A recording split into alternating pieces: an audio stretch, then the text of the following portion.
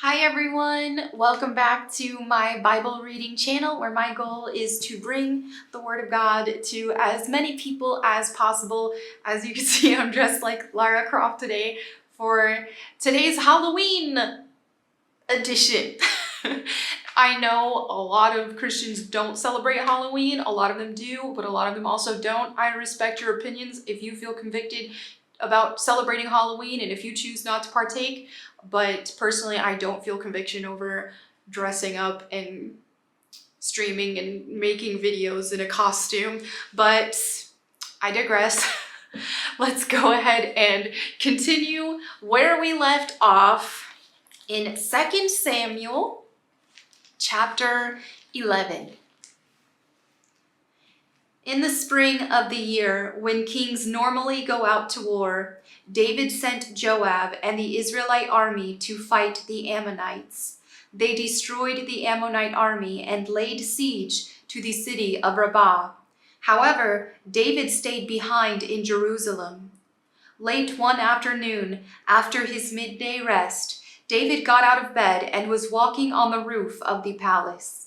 As he looked out over the city, he noticed a woman of unusual beauty taking a bath. He sent someone to find out who she was, and he was told, "She is Bathsheba, the daughter of Eliam, and the wife of Uriah the Hittite."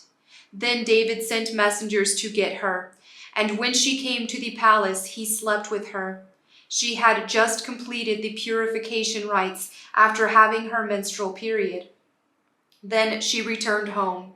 Later, when Bathsheba discovered that she was pregnant, she sent David a message saying, "I'm pregnant." Then David sent word to Joab, "Send me Uriah the Hittite." So Joab sent him to David. When Uriah arrived, David asked him how Joab and the army were getting along and how the war was progressing. Then he told Uriah, "Go on home and relax." David even sent a gift to Uriah after he had left the palace. But Uriah didn't go home. He slept that night at the palace entrance with the king's palace guard. When David heard that Uriah had not gone home, he summoned him and asked, "What's the matter? Why didn't you go home last night after being away for so long?" Uriah replied, "The ark and the armies of Israel and Judah are living in tents, and Joab and my master's men are camping in the open fields. How could I go home to wine and dine and sleep with my wife? I swear that I would never do such a thing." "Well, stay here today," David told him, "and tomorrow you may return to the army." So Uriah stayed in Jerusalem that day and the next. Then David invited him to dinner and got him drunk. But even then he couldn't get Uriah to go home to his wife. Again, he slept at the palace entrance with the king's palace guard. So the next morning, David wrote a letter to Joab and gave it to Uriah to deliver. The letter instructed Joab, "Station Uriah at the front lines where the battle is fiercest. Then pull back so that he will be killed." So Joab assigned Uriah to a spot close to the city wall where he knew the enemy's strongest men were fighting.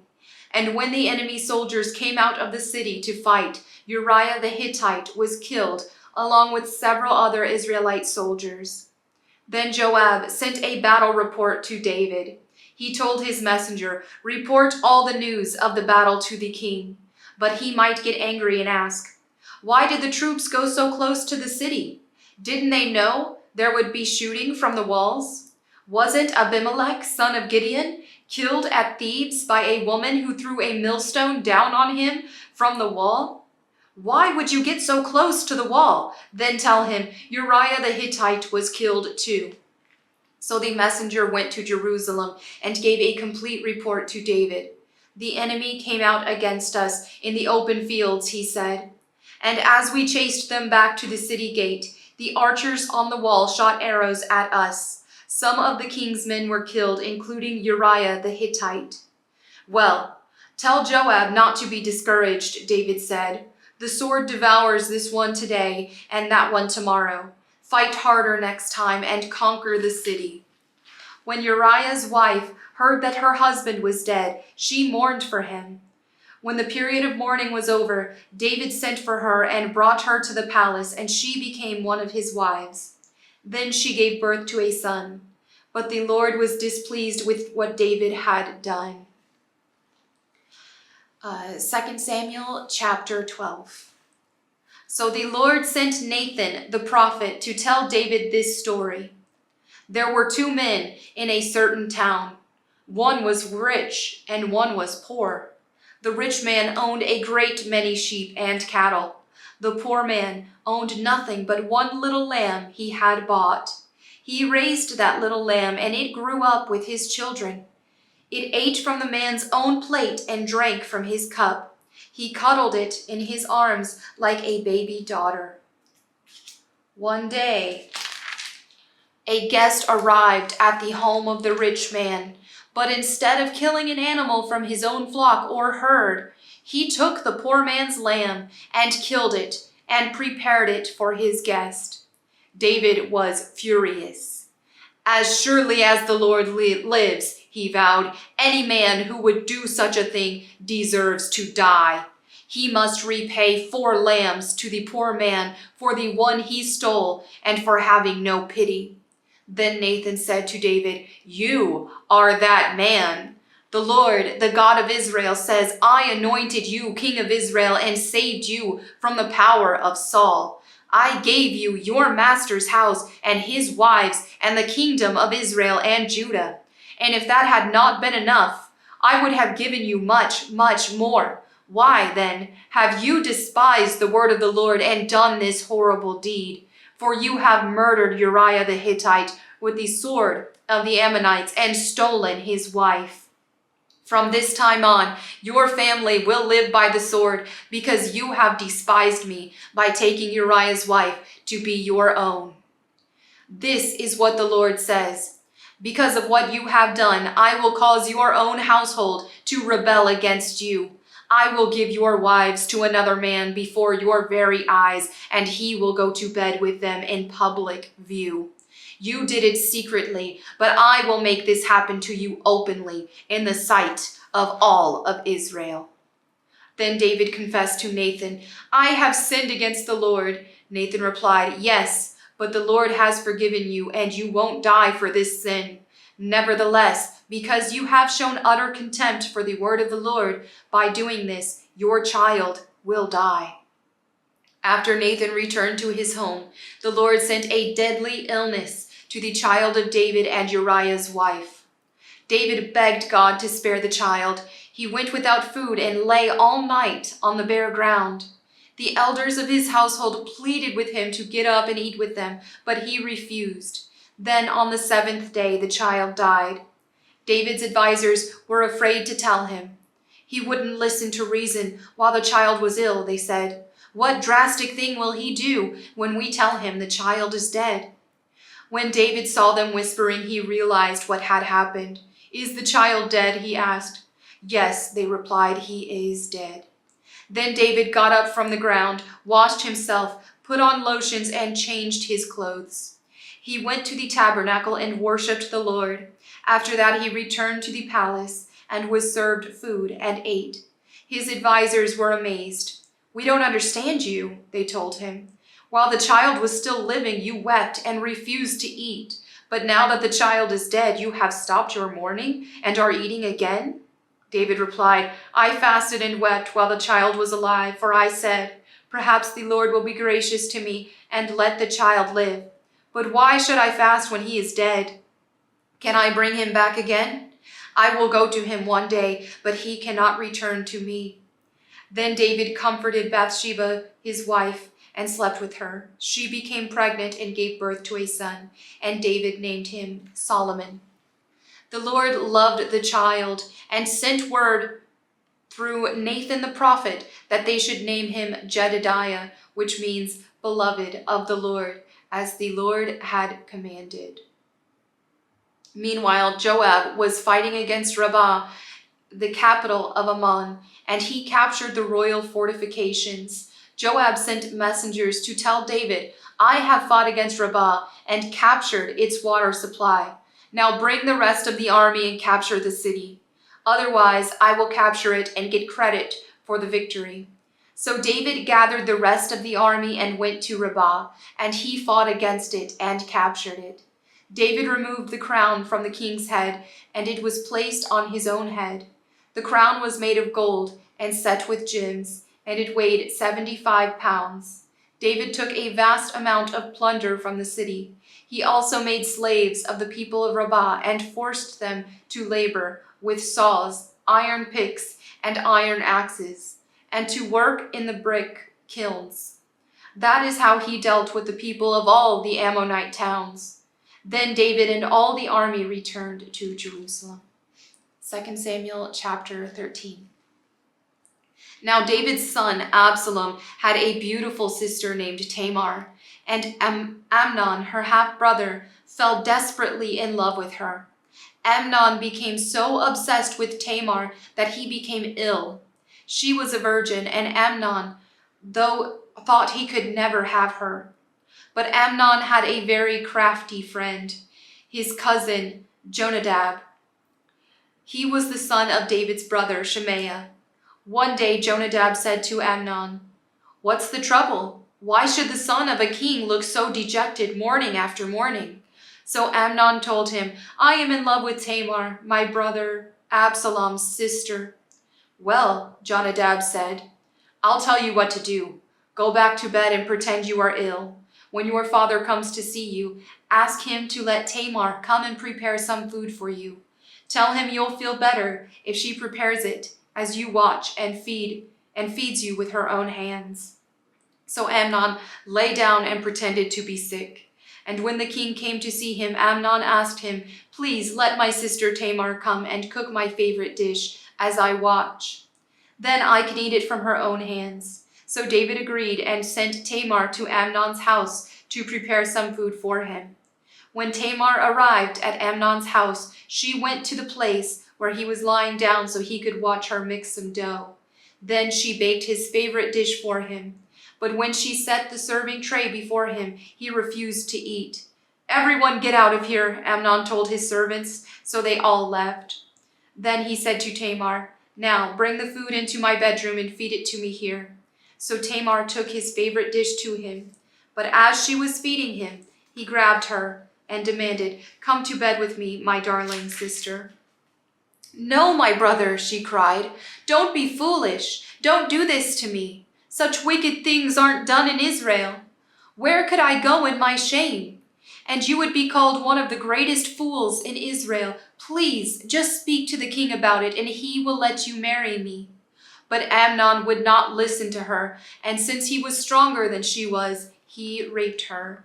Then suddenly Amnon's love turned to hate, and he hated her even more than he had loved her. "Get out of here," he snarled at her. "No, no," Tamar cried. "Sending me away now is worse than what you've already done to me." But Amnon wouldn't listen to her. He shouted for his servant and demanded, "Throw this woman out and lock the door behind her." So the servant put her out and locked the door behind her. She was wearing a long, beautiful robe, as was the custom in those days for the king's virgin daughters. But now Tamar tore her robe and put ashes on her head, and then, with her face in her hands, she went away crying. Her brother Absalom saw her and asked, "Is it true that Amnon has been with you?" "Well, my sister, keep quiet for now, since he's your brother. Don't you worry about it." So Tamar lived as a desolate woman in her brother Absalom's house. When King David heard about what had happened, he was very angry. And though Absalom never spoke to Amnon about this, he hated Amnon deeply because of what he had done to his sister. 2 years later, when Absalom's sheep were being sheared at Baal-Hazor near Ephraim, Absalom invited all the king's sons to come to a feast. He went to the king and said, "My sheep shearers are now at work. Would the king and his servants please come to celebrate the occasion with me?" The king replied, "No, my son. If we all came, we would be too much of a burden on you." Absalom pressed him, but the king would not come, though he gave Absalom his blessing. Well then, Absalom said, if you can't come, how about sending my brother Amnon with us? Why Amnon? The king asked. But Absalom kept on persisting the king until he finally agreed to let all his sons attend, including Amnon. So Absalom prepared a feast fit for a king. Absalom told his men, wait until Amnon gets drunk. Then at my signal, kill him. Don't be afraid. I'm the one who has given the command. Take courage and do it. So at Absalom's signal, they murdered Amnon. Then the other sons of the king jumped on their mules and fled. As they were on the way back to Jerusalem, this report reached David. Absalom has killed all the king's sons. Not one is left alive. The king got up, tore his robe, and threw himself on the ground. His advisers also tore their clothes in horror and sorrow. But just then, Jonadab, the son of David's brother Shemaiah, arrived and said, no, don't believe that all the king's sons have been killed. It was only Amnon. Absalom has been plotting this ever since Amnon raped his sister Tamar. No, my lord the king, your sons aren't all dead. It was only Amnon. Meanwhile, Absalom escaped. Then the watchman on the Jerusalem wall saw a great crowd coming down the hill on the road from the west. He ran to tell the king, I see a crowd of people coming from the Horonaim road along the side of the hill. Look, Jonadab told the king. There they are now. The king's sons are coming, just as I said. They soon arrived, weeping and sobbing, and the king and all his servants wept bitterly with them. And David mourned many days for his son Amnon. Absalom fled to his grandfather, Talmai, son of Ammihud, the king of Geshur. He stayed there in Geshur for 3 days, and King David, now reconciled to Amnon's death, longed to be reunited with his son Absalom. 2 Samuel chapter 14. Joab realized how much the king longed to see Absalom, so he sent for a woman from Tekoa who had a reputation for great wisdom.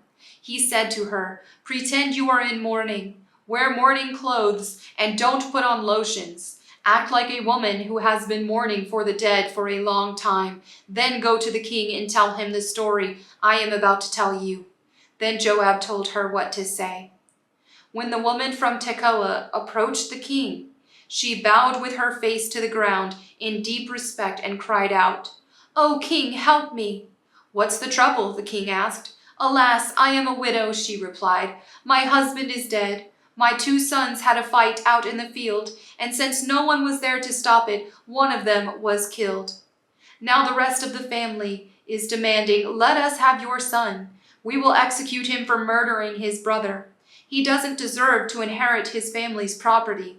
They want to extinguish the only coal I have left, and my husband's name and family will disappear from the face of the earth.' 'Leave it to me,' the king told her. 'Go home, and I'll see to it that no one touches him.' 'Oh, thank you, my lord the king,' the woman from Tekoa replied. 'If you are criticized for helping me, let the blame fall on me and on my father's house, and let the king and his throne be innocent.' 'If anyone objects,' the king said, 'bring him to me. I can assure you he will never harm you again.' Then she said, 'Please swear to me by the Lord your God that you won't let anyone take vengeance against my son. I want no more bloodshed.' 'As surely as the Lord lives,' he replied, 'not a hair on your son's head will be disturbed.' 'Please allow me to ask one more thing of my lord the king,' she said. 'Go ahead and speak,' he responded. She replied, 'Why don't you do as much for the people of God as you have promised to do for me? You have convinced yourself in making this decision because you have refused to bring home your own banished son. All of us must die eventually. Our lives are like water spilled out on the ground, which cannot be gathered up again. But God does not just sweep life away. Instead, he devises ways to bring us back when we have been separated from him. I have come to plead with my lord the king because people have threatened me. I said to myself, perhaps the king will listen to me and rescue us from those who would cut us off from the inheritance God has given us. Yes, my lord the king will give us peace of mind again. I know that you are like an angel of God in discerning good from evil. May the Lord your God be with you. I must know one thing, the king replied, and tell me the truth. Yes, my lord the king, she responded. Did Joab put you up to this? And the woman replied, my lord the king, how can I deny it? Nobody can hide anything from you. Yes, Joab sent me and told me what to say. He did it to place the matter before you in a different light. But you are as wise as an angel of God, and you understand everything that happens among us. So the king sent for Joab and told him, all right, go and bring back the young man Absalom. Joab bowed with his face to the ground in deep respect and said, at last, I know that I have gained your approval, my lord the king, for you have granted me this request. Then Joab went to Geshur and brought Absalom back to Jerusalem. But the king gave this order, Absalom may go to his own house, but he must never come into my presence. So Absalom did not see the king. Now Absalom was praised as the most handsome man in all Israel. He was flawless from head to foot. He cut his hair only once a year, and then only because it was so heavy. When he weighed it out, it came out to 5 pounds. He had 3 sons and 1 daughter. His daughter's name was Tamar, and she was very beautiful. Absalom lived in Jerusalem for 2 years, but he never got to see the king. Then Absalom sent for Joab and asked him to intercede for him, but Joab refused to come. Absalom sent for him a second time, but again Joab refused to come. So Absalom said to his servants, go and set fire to Joab's barley field, the field next to mine. So they set his field on fire, as Absalom had commanded. Then Joab came to Absalom at his house and demanded, why did your servants set my field on fire? And Absalom replied, because I wanted you to ask the king why he brought me back from Geshur if he didn't intend to see me. I might as well have stayed there. Let me see the king. If he finds me guilty of anything, then let him kill me. So Joab told the king of what Absalom had said. Then at last David summoned Absalom, who came and bowed low before the king, and the king kissed him. 2 Samuel chapter 15. After this, Absalom brought a chariot and horses, and he hired 50 bodyguards to run ahead of him. He got up early every morning and went out to the gate of the city. When people brought a case to the king for judgment, Absalom would ask where in Israel they were from, and they would tell him their tribe. Then Absalom would say, you've really got a strong case here. It's too bad the king doesn't have anyone to hear it. I wish I were the judge. Then everyone could bring their case to me for judgment, and I would give them justice. When people tried to bow before him, Absalom wouldn't let them. Instead, he took them by the hand and kissed them. Absalom did this with everyone who came to the king for judgment, and he stole the hearts of all the people of Israel. After 4 years, Absalom said to the king, let me go to Hebron to offer a sacrifice to the Lord and fulfill a vow I made to him. For while your servant was at Geshur in Aram, I promised to sacrifice to the Lord in Hebron if he would bring me back to Jerusalem. All right, the king told him, go and fulfill your vow. So Absalom went to Hebron. But while he was there, he sent secret messengers to all the tribes of Israel to stir up a rebellion against the king. As soon as you hear the ram's horn, his message read, you are to say, Absalom has been crowned king in Hebron. He took 200 men from Jerusalem with him as guests, but they knew nothing of his intentions. While Absalom was offering the sacrifices, he sent for Ahithophel, one of David's counselors who lived in Gilo. Soon many others also joined Absalom, and the conspiracy gained momentum. A messenger soon arrived in Jerusalem to tell David, all Israel has joined Absalom in a conspiracy against you. Then we must flee at once, or it will be too late," David urged his men. "Hurry! If we get out of the city before Absalom arrives, both we and the city of Jerusalem will be spared from disaster." "We are with you," his advisors replied. "Do what you think is best." So the king and all his household set out at once. He left no one behind except 10 of his concubines to look after the palace. The king and all his people set out on foot, pausing at the last house to let all the king's men move past to lead the way. There were 600 men from Gath who had come with David, along with the king's bodyguard. Then the king turned and said to Ittai, a leader of the men of Gath, "Why are you coming with us? Go on back to King Absalom, for you are a guest in Israel, a foreigner, an exile. You arrived only recently, and should I force you today to wander with us? I don't even know where we will go. Go on back and take your kinsmen with you, and may the Lord show you his unfailing love and faithfulness." But Ittai said to the king, "I vow by the Lord and by your own life that I will go wherever my lord the king goes, no matter what happens, whether it means life or death." David replied, "All right, come with us." So Ittai and all his men and their families went along. Everyone cried loudly as the king and his followers passed by. They crossed the Kidron Valley and then went out toward the wilderness. Zadok and all the Levites also came along, carrying the ark of the covenant of God. They set down the ark of God, and Abiathar offered sacrifices until everyone had passed out of the city.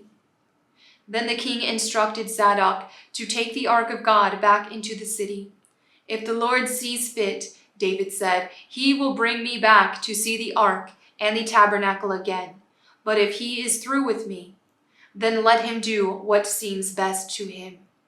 The king also told Zadok the priest, "Look, here is my plan.